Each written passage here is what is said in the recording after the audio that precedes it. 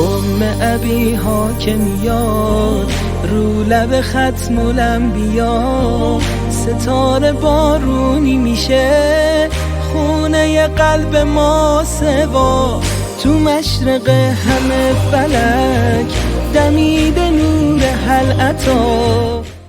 ناظرین سلام علیکم، آپ سبھی کو بی بی فاطمۃ الزہرا سلام اللہ علیہا کی ولادت بہت بہت مبارک ہو۔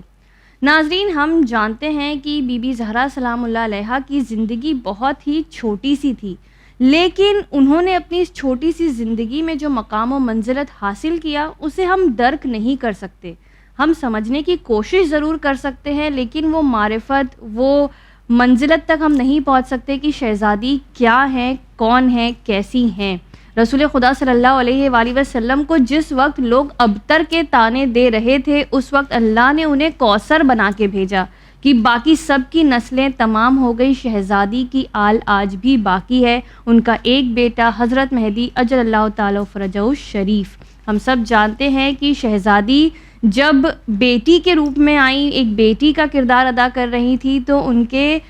باپ نے انہیں اپنی ماں کا درجہ دیا، اپنی ماں سے ان کی مناسبت دی۔ کتنی بڑی بات ہے اس چھوٹی سی زندگی میں اتنے سارے بڑے بڑے کردار ادا کرنا۔ جب وہ مولا علی کی زوجیت میں آئیں، اس وقت مولا علی نے انہیں شریک عبادت کہا کہ وہ ان کی مددگار ہیں اس چیز میں۔ جب بی بی ماں کے کردار میں آئیں، تب حسنین علیہم السلام جیسے بیٹے، بی بی زینب سلام اللہ علیہا، بی بی کلثوم سلام اللہ علیہا جیسے باوقار با کردار شجاع اولادیں زمانے کو دیں، اور بی بی پہلی دفاع ولایت کی شہیدہ تھیں، مجاہدہ تھیں۔ اس بی بی کے قصیدے ہم پڑھتے جائیں، لیکن یہ تمام نہیں ہوں گے۔ تو آئیے ہم کوشش کرتے ہیں کہ شہزادی کی زندگی کو تھوڑا سا سمجھیں اور انہیں اپنی زندگی میں شامل حال کرنے کی کوشش کریں۔ اس میں ہماری رہنمائی کر رہی ہیں ذاکرہ اعظمی زہرا رضوی۔ السلام علیکم آپا۔ وعلیکم السلام ورحمۃ اللہ وبرکاتہ۔ آپا، بی بی سلام اللہ علیہا کو کہا جاتا ہے کہ جب وہ رسول خدا کی زندگی میں آئیں تو ان کو کوثر کا درجہ ملا، تو کس طرح سے یہ بات ثابت ہو سکتی ہے؟ اعوذ باللہ من الشیطان اللعین الرجیم، بسم اللہ الرحمن الرحیم۔ بے شک وہ رسالت مآب کی خداوند عالم جن سے محبت اس طرح سے کر رہا ہے کہ جن کے صدقے میں خداوند عالم نے ہر ایک چیز کو خلق کیا، اب وہی پروردگار عالم نے اپنے حبیب کو جب انسانی پیکر میں اس دنیا میں بھیجا۔ ہم سب جانتے ہیں کہ نور محمد مصطفیٰ صلی اللہ علیہ وآلہ وسلم کو سب سے پہلے اللہ نے خلق کیا ہے، اور پھر اسی نور کے ٹکڑوں سے پنجتین پاک کی دیگر فرد کو خداوند عالم نے بنایا ہے۔ لیکن جب رسول اللہ کا نور نورانی پیکر سے سفر کرتا ہوا انسانی پیکر میں اس دنیا میں خداوند عالم نے بھیجا، تو بہت سی ذمہ داریاں عائد کی گئیں۔ رسالت مآب پر بہت سی ذمہ داریاں ہیں، اور وہ ایک اہم ذمہ داری کہ ایک تو ہم دیکھ رہے ہیں کہ نبی ہیں، اور دوسرے خاتم الانبیاء کے تمام نبیوں میں سب سے آخری نبی بنا کر کے آپ کو بھیجا گیا، یعنی بہت بڑی ذمہ داری لوگوں کو ہدایت یافتہ کرنے کی رسالت مآب پر تھی۔ اور اس راہ میں آگے بڑھتے ہوئے ہم جانتے ہیں کہ تاریخ گواہ ہے کہ کس قدر زحمتیں رسول اللہ نے اٹھائیں، یہاں تک کہ آپ کو بہت سے طعنے دیے جاتے، جسمانی اذیتیں دی جاتی، آپ کو ذہنی اذیتیں بھی دی جاتی ہیں۔ اور اگر ہم ذہنی اذیت کی بات کریں تو یہ طعنہ کہ جو آج بھی اگر کوئی انسان اس چیز کو محسوس کر سکتا ہے کہ اگر خدا نہ کرے کوئی لا ولد ہے، کسی کے ہاں اولاد نہیں ہے، کوئی وجہ ہے، وہ خدا کی مصلحت ہے، لیکن بعض دفعہ ہم زمانے میں دیکھتے ہیں کہ ایسے بہت سے شر پسند افراد ہوتے ہیں کہ جنہیں فتنہ برپا کرنا یا کسی پر طنز کرنا اس میں لطف آتا ہے۔ ایسے لوگوں کی اس کمی کا بھی مذاق اڑایا جاتا ہے۔ بعض دفعہ لوگوں سے یہ کہا جاتا ہے کہ بھائی اتنے سال ہو گئے شادی کو لیکن اب تک اولاد نہیں ہوئی، یا بعض دفعہ یہ کہ دیکھیے آپ کی جگہ تو دوسروں کو دیکھیے ان کے ہاں اتنی اولادیں ہیں، یا ان کے ہاں کیا ہوگا ان کا معاملہ کہ ان کے ہاں تو اولاد ہی نہیں۔ بہت سی اس چیزوں کا سامنا آج بھی انسان کرتا ہے۔ اس دور میں ہم دیکھیں کہ آج اگر کسی کا دل دکھتا ہے اس حوالے سے تو اس کے سامنے بہت بڑی دلیل، بہت بڑی مثال رسول خدا کی ہے کہ جب ہمارے آخری نبی کو اس طعنے سے باز نہ رکھا گیا تو ہم جیسے انسان گنہگار تو یقیناً اس دنیا کا سامنا کر رہے ہیں۔ رسول اللہ کو بھی طعنہ دیا گیا، اذیتیں ذہنی طور پر دی گئیں کہ آپ کو نعوذ باللہ ابتر کا طعنہ دیا گیا، یعنی کہ آپ کے پاس کوئی اولاد نہیں ہے۔ اب وہ پروردگار عالم جو اپنا حبیب قرار دے رہا ہے، رسول اللہ کو اپنا دوست کہہ رہا ہے، جس کے صدقے میں سب کچھ خلق کرے، اور اسی کو اس طرح کے طنز دیے جائیں، یہ کیسے خدا کو گوارا تھا. لہٰذا پروردگار عالم نے اس کا جواب نہ صرف دیا بلکہ بڑے خوبصورت انداز میں اس طرح سے دیا کہ ایک ایسی بیٹی رسول اللہ کو عطا فرمائی کہ جو بیٹی نہ صرف یہ کہ رسول اللہ کی نسل کو آگے بڑھا رہی ہے بلکہ اس بیٹی کے ذریعے آج بھی اتنے برس بعد بیت جانے کے بعد بھی, جیسا کہ آپ نے ذکر کیا کہ انہی کا ایک بیٹا پردہ غیب میں یعنی کہ امام مہدی عجل اللہ تعالی فرجہ الشریف موجود ہیں, تو یقیناً ہم اس بات کو محسوس کریں کہ جو تانے دیا کرتے تھے انہیں خداوند عالم نے ابتر قرار دے دیا اور یہاں رسول اللہ کی نسل میں اس طرح سے خدا اضافہ کر رہا ہے. بلکہ ہم اس بات پر توجہ دیں کہ اس دنیا میں کہا جاتا ہے ایک چلن ہے کہ نسل جو ہے بیٹوں سے چلتی ہے. کسی کے ہاں بیٹیاں زیادہ ہو جائیں یا فقط بیٹی ہو, کسی کے ہاں ایک بیٹی ہو, دو بیٹی ہو, تین بیٹی ہو اور بیٹا نہ ہو, تو اب ایک بہت بڑا غم لوگوں کے یا رشتہ داروں عزیزوں یا سماج کے ایک سوال کا سامنا اس انسان کو کرنا پڑتا ہے کہ ارے بھائی بس بیٹیاں ہوئیں تو پھر یعنی کہ نسل اب آپ کی ختم ہو جائے گی, کل کون نام لینے والا ہوگا. حالانکہ آج ہم یہ دیکھ رہے ہیں کہ معاملہ اس کے برعکس نظر آتا ہے کہ بیٹیاں نام روشن بھی کر رہی ہیں, بیٹے بھی کر رہے ہیں یقیناً, لیکن آج اگر ہم ریشیو دیکھیں تو بہت حد تک کہ یہ معاملہ بیٹیوں کی طرف زیادہ جاتا ہے کہ بیٹیاں اپنی اس ذمہ داری کو, والدین کی سماجی ذمہ داریاں, اپنی علمی اعتبار سے اپنے آپ کو آگے بڑھانا, بہت سی چیزوں کو ساتھ میں لے کر چلتی ہیں اور کامیاب بھی ہوتی ہوئی نظر آتی ہیں. تو اس چیز کے لیے تو آج ہم سوچ رہے ہیں سماج اتنا ترقی یافتہ ہو گیا تو یہ چیزیں ذہنوں میں آ رہی ہیں, لیکن دین اسلام اس پیارے دین نے تو ہمیں بہت پہلے جواب دے دیا کہ جناب فاطمہ الزہرا سلام اللہ علیہا کی ولادت کے ذریعے سے ایک نایاب گوہر خداوند عالم نے رسول اللہ کو عنایت فرمایا کہ جن کے نور کو بھی خداوند عالم نے زمین و آسمان کی خلقت سے پہلے خلق کیا, وہ فاطمہ الزہرا سلام اللہ علیہا کہ اگر وہ مسکرا دیتی ہیں تو پوری جنت, نہ صرف یہ دنیا بلکہ پوری جنت جو ہے وہ روشن ہوتی ہوئی نظر آتی ہے. ان سے حسین کائنات میں کوئی شے نہیں ہے, یہاں تک کہ آدم و حوا, پوری روایت آپ جانتی ہوں گی, ہمارے ویورز جانتے ہوں گے کہ کس طرح سے جب پوری جنت میں آدم و حوا فقط موجود ہیں اور ایک مرتبہ سیر و تفریح کے لیے نکلے ہیں اور بہت ہی خوبصورت محل کو دیکھتے ہیں اور اس سے نور کی شعائیں پھوٹ رہی تھیں, اور جب دعا کرتے ہیں تو پھر انہیں بتایا جاتا ہے اور ان کے سامنے اس راز کو کھولا جاتا ہے اور سامنے نگاہوں کے ان کے سامنے جناب فاطمہ الزہرا کا وہ محل تھا, جناب فاطمہ زہرا تھیں. اور جب سوال کرتے ہیں آدم و حوا اس وقت میں کہ یہ دوشیزہ کون ہے کہ جس کے نور سے یہ پوری جنت جو ہے اس طرح سے روشن نظر آتی ہے, جواب یہ ملتا ہے کہ یہ آپ کی نسل سے آگے چل کر کے ایک نبی ہوں گے جو محمد مصطفیٰ ہوں گے, اور یہ ان کی اکلوتی بیٹی جناب فاطمہ الزہرا سلام اللہ علیہا ہے. تو وہ مقام, وہ منزلت خداوند عالم نے یقیناً عطا فرمائی ہے. جی آپا, بالکل بہت ہی خوبصورت طریقے سے آپ نے بی بی کے کردار کو بیان فرمایا. اب ہم دیکھیں اگر دین اسلام میں کئی مقدس خواتین کا ذکر ہے کہ جن کو اللہ نے کافی مقام و منزلت بخشا ہے, لیکن بی بی فاطمہ الزہرا سلام اللہ علیہا کی کیا مقام ہے, کیا منزلت ہے, اسے ہم سمجھ نہیں پاتے. تو آپ اس کو کچھ آسان الفاظوں میں اگر اس کی وضاحت فرمائیں. ایک بہت بڑی دلیل تو ہمارے لیے یہی اگر ہم غور کریں تو کافی ہے کہ ہم دیکھتے ہیں کہ بہت سی مقدس خواتین گزری ہیں اور یقیناً ان کا اپنے دور میں ان کا نام رہا ہے, ان کی ایک عزت رہی ہے, خداوند عالم نے انہیں ایک مقام, ایک منزلت عنایت کی ہے. اور ہم جناب آسیہ کی مثال لے لیں کہ وہ اپنے دور میں جتنی خواتین ان کے دور میں تھیں ان میں بہتر مانی جاتی ہیں. جناب مریم مقدسہ کی ہم بات کریں, وہ اپنے دور کے خواتین کی سردار قرار پائی ہیں. لیکن ایک دلیل جو بہت بڑی کہ جناب فاطمہ الزہرا صرف اپنے دور کی نہیں بلکہ ہر ایک دور کی خواتین کی سردار ہیں. وہ آسیہ کی بھی سردار ہیں, وہ جناب مریم مقدسہ کی بھی سردار ہے, اور ہم جیسے عام انسانوں کی بھی سردار ہیں جو اس دور میں زندگی بسر کر رہے ہیں, یا جناب فاطمہ زہرا سے پہلے والے دور میں جو بھی عورتیں, جو بھی خواتین گزری ہیں, وہ تمام کی تمام عورتوں کی سردار قرار پائی ہیں. یعنی خداوند عالم اس پوری کائنات میں جب سے یہ کائنات کا آغاز ہوا, شروع ہوئی یہ دنیا اور خاتمے تک کے جتنے بھی لوگ اس دنیا میں پیدا ہوں گے, ان تمام کے لیے ملکہ بنا کر کے جناب فاطمہ الزہرا کو پروردگار عالم نے بھیجا, بالخصوص خواتین کے لیے.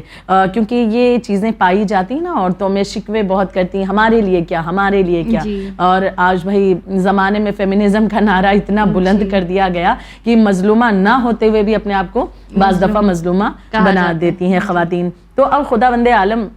سے بہتر کون جانتا ہے کہ اس کی جو مخلوق ہے اس کا مزاج کیسا ہوگا, اس کے شکوے شکایات کس طرح سے ہوں گے. پروردگار عالم نے انہیں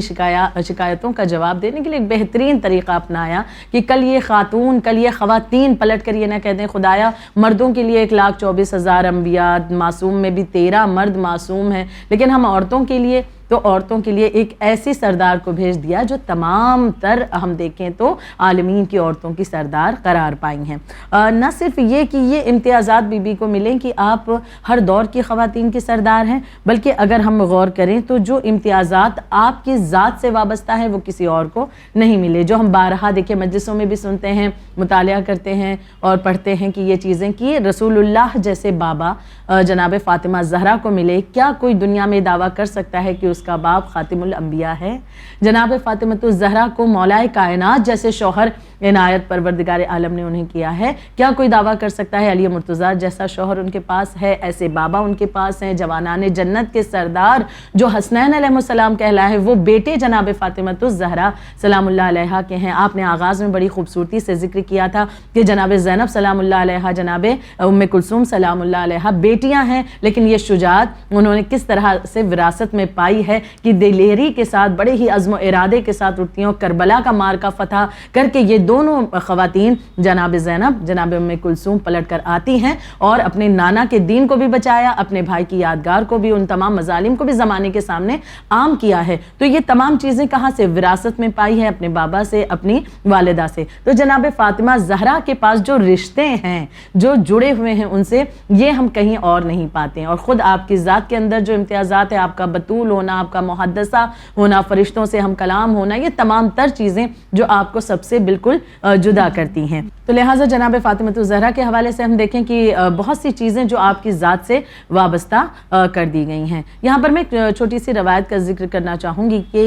یہی وجہ تھی کہ رسالت مآب نے بارہا چاہا کہ جناب زہرا کو پہچنوائیں، اور ایک مرتبہ کا واقعہ پایا جاتا ہے، بہار الانوار میں بھی موجود ہے اور دیگر بہت سی کتابوں میں، حیات القلوب کی جلد 2 کے صفحہ نمبر 466 پر بھی یہ واقعہ تحریر ہے، اور کچھ اس انداز سے کہ ایک مرتبہ رسالت مآب اپنی گودی میں جناب فاطمہ الزہرا کو بٹھائے ہوئے ہیں اور پیار کرتے ہیں، چومتے ہیں اور سونگھتے ہیں، خوشبو محسوس کر رہے ہیں جناب زہرا کی۔ یہ منظر ایک مرتبہ بی بی عائشہ نے دیکھا اور دیکھ کر کے وہ سوال کرتی ہیں کہ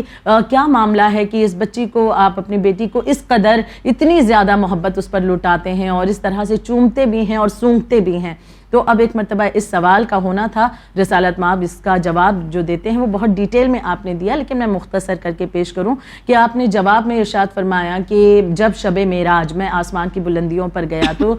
ہر ایک آسمان پر کس طرح سے رسالت مآب کا جانا ہوا، کن چیزوں کا مشاہدہ آپ نے کیا، ان چیزوں کا بھی ذکر آپ نے کیا، اور اس کے بعد آپ بیان فرماتے ہیں کہ جب وہ گھڑی آئی کہ جبرائیل امین مجھے بہشت میں لے کر کے میرا ہاتھ پکڑ کر بہشت میں داخل ہوتے ہیں، تو وہاں پر میں نے ایک منظر دیکھا کہ ایک ایسے مقام پر جبرائیل امین مجھے لے گئے کہ جہاں پر نور کا ایک درخت تھا، اور اس نور کے درخت کے نیچے 2 فرشتے بیٹھے ہوئے تھے جو ہلے اور زیورات جو ہے تہہ کر رہے تھے، اسے کبھی اکٹھا کرتے ہیں، کبھی سمیٹتے ہیں، رکھتے ہیں۔ میں نے ایک مرتبہ سوال کیا کہ یہ فرشتے کون ہیں اور یہ ہلے اور زیورات کس کے لیے، اور یہ درخت کیسا ہے؟ تو ایک مرتبہ جناب جبرائیل امین نے جواب دیا کہ یہ درخت حضرت علی ابن ابی طالب علیہ السلام کے لیے ہے، اور یہ جو فرشتے یہاں پر موجود ہیں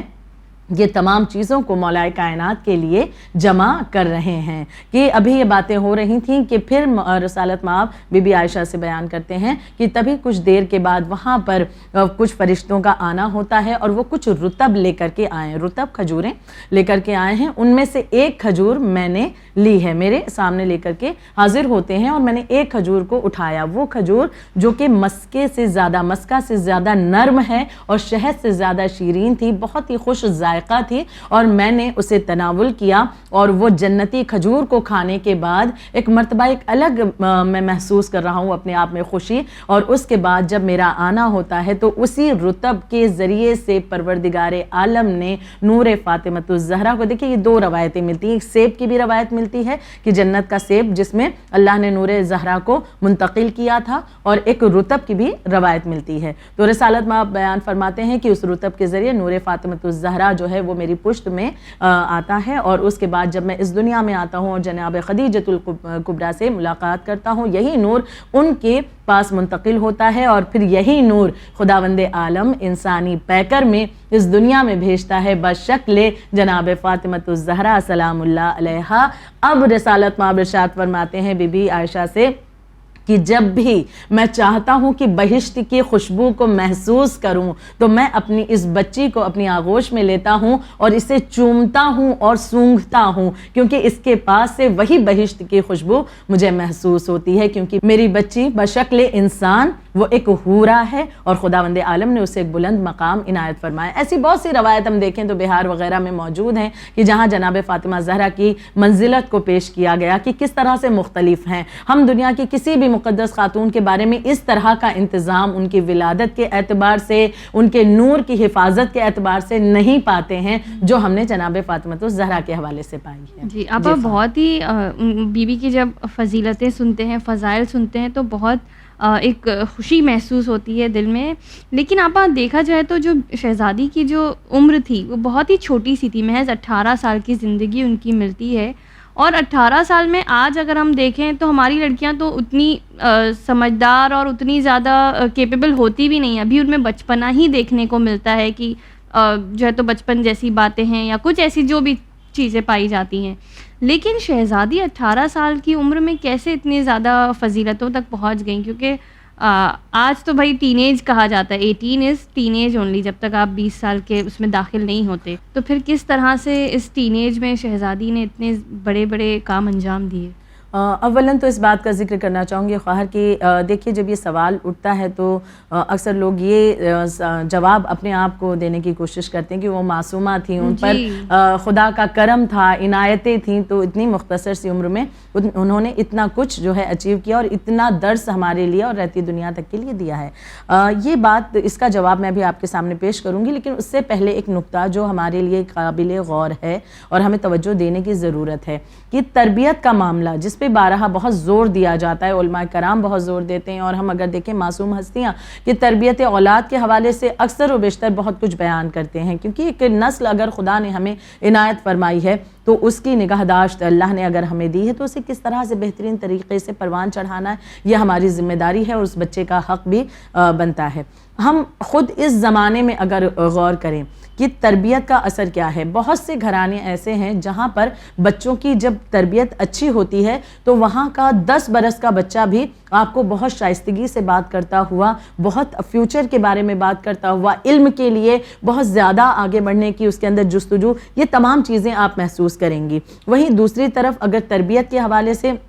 کمی رکھی گئی تو وہ بچہ 20 سال کیا 25 سال کا بھی ہو جائے لیکن وہ اپنے لیے سیریس نہیں ہوتا، نہ وہ آخرت تو بڑی دور کی بات ہے، وہ دنیا کی اپنی لائف کو سیٹل کرنے کے لیے یا اپنے کریئر کے لیے کوئی چیز وہ کچھ فیصلہ نہیں کر پاتا یا کشمکش کا شکار ہے، بس دوست جہاں چل دیے وہاں چلنا چاہتا ہے، دوستوں نے جس کالج میں ایڈمیشن لے لیا وہاں لینا چاہتا ہے، کنفیوژن کا دور جو بالکل اس کے لیے یہ دور ہوتا ہے۔ لیکن جب تربیت گھر میں اور بالخصوص والدین کی جو توجہ ہے ہم کہیں بچوں کی طرف ہوتی ہے، وہ ایک دوست کی طرح بیٹھ کر کے ان سے بات چیت کرتے ہیں اور انہیں گائیڈ کرتے ہیں ہر لمحے میں، تو وہاں پر ہم دیکھیں کہ 10-12 برس کے لڑکے بھی ہوں یا لڑکیاں بھی ہوں تو انہیں بھی حجاب سے محبت ہے، انہیں آخرت کی باتیں کرتے ہوئے وہ نظر آتے ہیں، نماز کی پابندی ان کے اندر آپ دیکھیں گی۔ تو ہم یہ نہیں کہہ سکتے کہ ایج میٹر کرتی ہے کہ ایج کم ہے تو لہٰذا سب کے لیے یہ معاملہ ایک جیسا ہے، نہیں، بلکہ اس کے پیچھے تربیت کا فیکٹر بہت زیادہ کام کر رہا ہوتا ہے۔ اب آتے ہیں شہزادی فاطمہ زہرا کی طرف کہ 18 برس کی مختصر سی زندگی،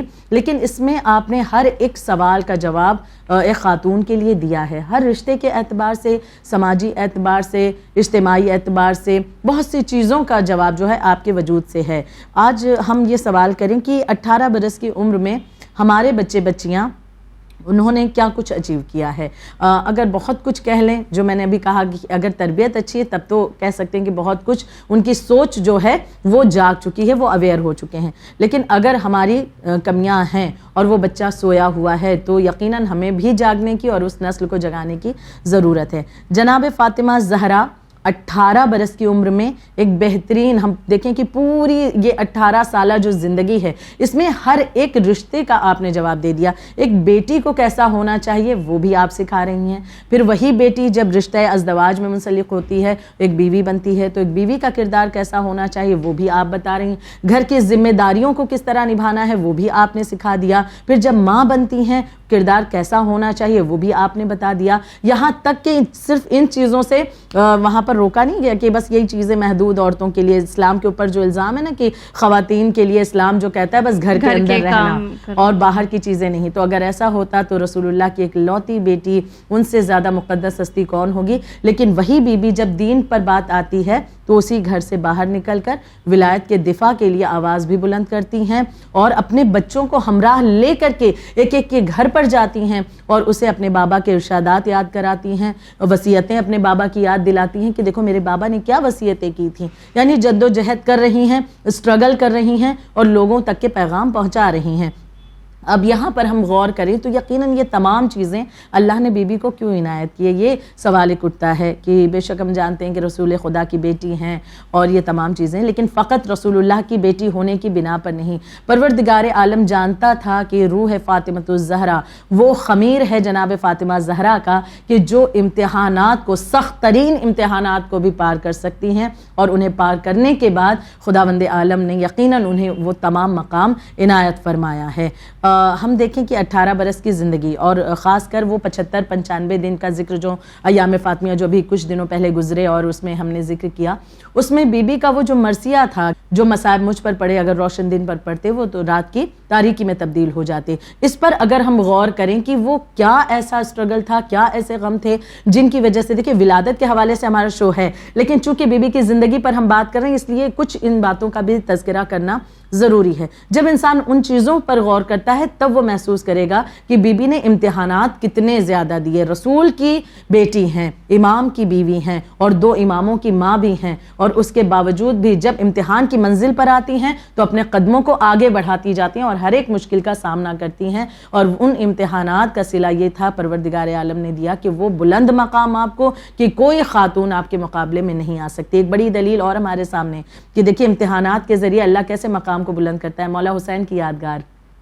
جس طرح سے کربلا کو برپا کیا جاتا ہے, جس طرح سے ایام عزا کو برپا کیا جاتا ہے, مولا حسین کی یادگار قائم ہے. مولا حسین کا ذکر ہوتا ہے, بے شک تمام اماموں کا تذکرہ ہوتا ہے لیکن امام حسین کا تذکرہ بہت زیادہ 2.25 ماہ دیکھیں محرم میں ہم مناتے ہیں. وجہ کیا ہے؟ امتحانات بہت زیادہ رہے ہیں. ہر امام نے, ہر نبیوں نے امتحان دیے لیکن مولا حسین کے امتحانات اس قدر تھے کہ اس کی کہیں پر نظیر نہیں ملتی, اس لیے آپ کے امتحانات کو بے نظیر کہا جاتا ہے. تو امتحان کے ذریعے خدا مقام کو اور بلند کرتا جاتا ہے. جناب زہرا نے بھی اس قدر امتحانات دیے کہ خدا نے آپ کے مقام و منزلت کو اتنا بلند کیا کہ کوئی دوسرا آپ کے مقابلے میں نہیں ہے. آپ شہزادی کے اوپر جو مصیبتیں پڑیں اور جو امتحانات ان کے سامنے آئے, ظاہر ہے ہماری زندگی میں تو ایسے چیلنجز, ایسے امتحانات نہیں ہوتے,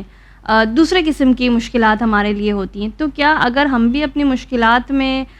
گھرے ہوئے ہیں اور اس کے بعد ان کو پار کر کے نکلتے ہیں, کوئی بھی مسائل ہوں, گھر کے مسائل ہوں, فائنینشیل پرابلمز ہوں, رشتوں کے آپسی کچھ مسائل ہوں, تو کیا ہم بھی اللہ سے ایسی قربت حاصل کر سکتے ہیں اگر ہم اپنے امتحانات پہ, مشکلات پہ صبر کر جائیں؟ بے شک یہ تو اللہ کا وعدہ ہی ہے کہ امتحانات کے ذریعے روح ہماری اور زیادہ اللہ سے قریب ہوتی جاتی ہے اور قربت اللہ کی انسان اختیار کرتا ہے. کہ جیسے میں سورہ ملک کا تذکرہ کروں کہ سورہ ملک کی آیت نمبر